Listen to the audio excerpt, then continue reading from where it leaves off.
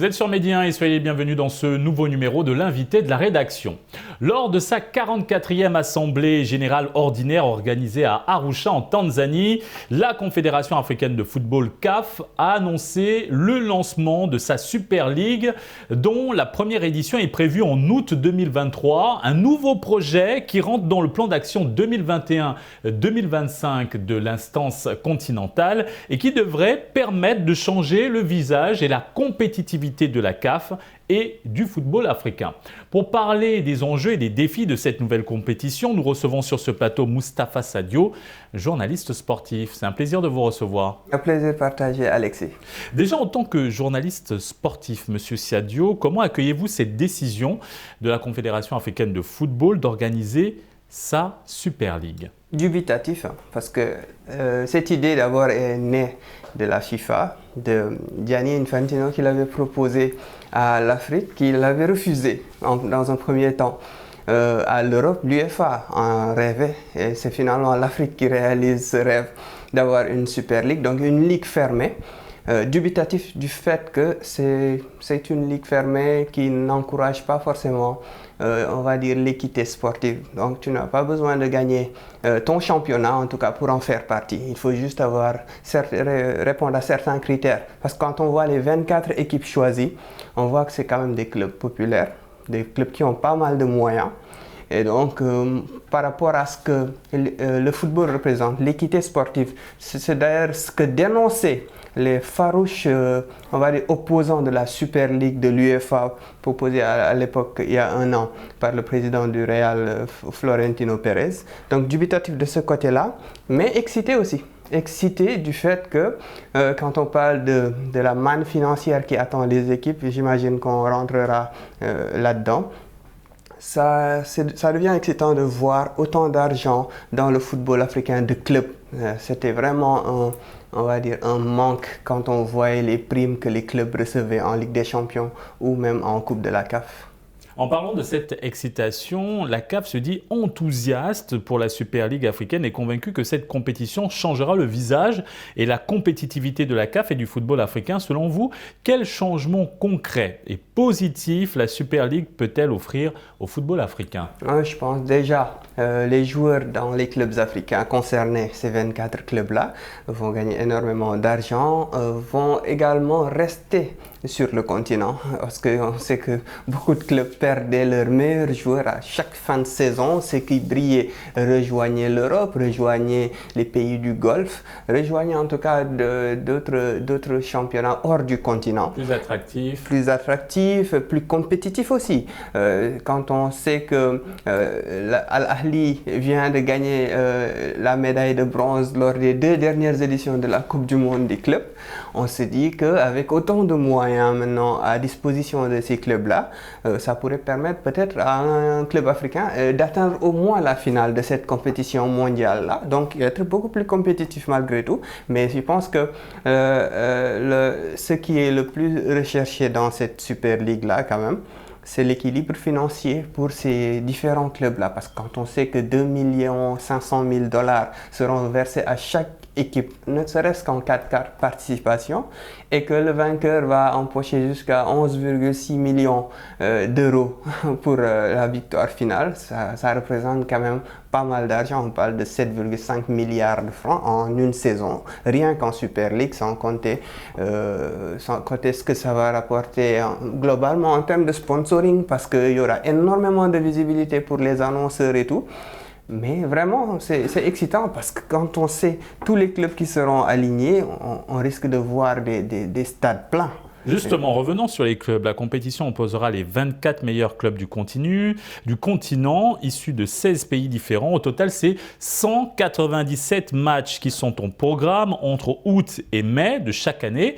On parle du cash prize, le prize money de la compétition. Au total, il s'élève au moins à 100 millions de dollars, dont 11,5 millions seront reversés aux vainqueurs de la compétition.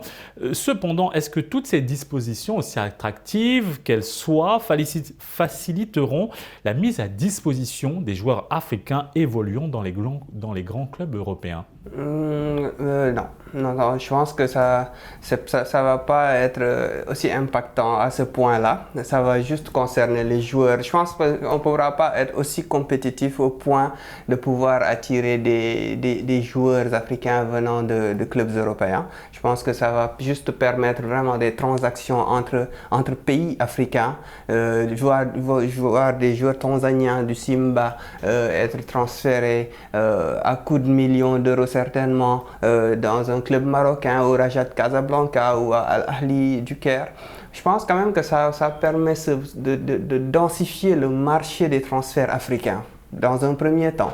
Et peut-être quand le prize money va monter, parce que si on compare ce prize money de 100 millions de dollars pour cette Super League-là à ce que la Ligue des Champions génère en termes d'argent, on est encore très loin du compte. Donc, dans un premier temps, pour moi, c'est quand même excitant de voir que ça va permettre des transactions entre différents clubs. Le Oroya qui pourrait, par exemple, aller acheter des joueurs du Raja parce que la manne financière est disponible. Rien que pour ça, c'est excitant. Maintenant, il y a un bémol à cette Super League-là. Que va devenir, par exemple, la Ligue des Champions de la CAF? Que va devenir la Coupe de la CAF, de la Confédération? Je pense que c'est des compétitions qui risquent d'être insignifiantes à côté d'une Super League qui génère autant d'argent comparé à ce que ces deux compétitions-là qui étaient en train de se développer, parce que même le prize money de ces deux compétitions-là était en train de monter crescendo. Et là, ça risque d'être les deux parents pauvres, les deux blessés de ce lancement de la Super League. L'événement veut aussi se donner les moyens de devenir l'une des meilleures compétitions continentales du ballon rond.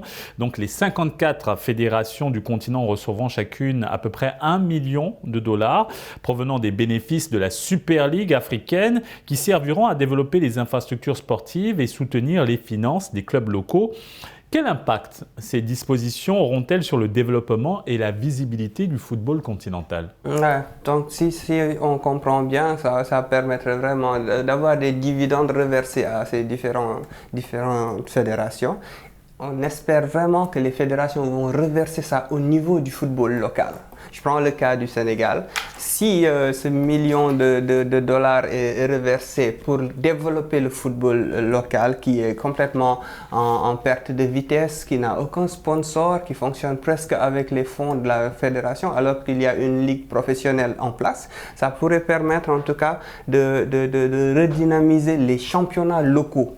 Parce que, à part des championnats d'Afrique du Nord, à part l'Afrique du Sud, à part la Tanzanie, à part certainement le Nigeria dans une moindre mesure, les autres championnats locaux africains sont complètement laissés en rade. Il y a même une grande disparité de niveau entre les championnats cités et les autres championnats africains, les championnats locaux. Donc, on va dire, ce ruissellement de l'argent généré pendant une saison de Super League qui devrait permettre en tout cas le développement des différentes ligues nationales, ça pourrait peut-être rééquilibrer ce niveau-là, ce gap observé entre les championnats d'Afrique du Nord, d'Afrique du Sud, mais aussi du Nigeria et le reste du peloton, on va dire. Au-delà des aspects financiers, comment est-ce que les clubs locaux, au niveau des différentes fédérations, pourraient tirer profit de cette Super League africaine? Je pense quand même que je pense pas qu'ils pourraient tirer profit de cette... Parce que c'est une ligue fermée. C'est ça le problème, parce que tout le monde pourrait en rêver. On verra peut-être des clubs maliens se dire nous aussi on veut faire partie de cette Super League-là. Peut-être que ça pourrait pousser à une extension de 24 et dans le futur à 32. Peut-être aussi que ça peut créer des émulations chez d'autres, parce que quand j'ai vu qu'il n'y a pas, par exemple, l'autre club congolais, il n'y a que le TP Mazembe qui fait partie des 24, mais il y a l'autre club congolais qui est plutôt dynamique, le club de Lumumbashi. Mais qui ne fait pas partie des 24. Ça pourrait permettre en tout cas de se mettre à niveau sur le plan administratif, sur le plan financier et pouvoir postuler. Peut-être qu'il faudra quelques années, parce que c'est un lancement qui est prévu pour 2023-2024. Il faudrait faire une évaluation de ce projet de Super League-là pour pouvoir peut-être l'ouvrir. Donc, peut-être ça pourrait créer cette émulation-là chez d'autres clubs qui pourraient être le plus ambitieux pour pousser, en tout cas au niveau des instances de la CAF, à ce qu'il y ait une extension à 32. Merci Moustapha Sadio pour cet éclairage sur la Super Ligue africaine. Nous rappelons que vous êtes journaliste sportif. C'est Alexis. Et merci à vous d'avoir suivi cette émission. Très bonne suite des programmes sur Midi 1.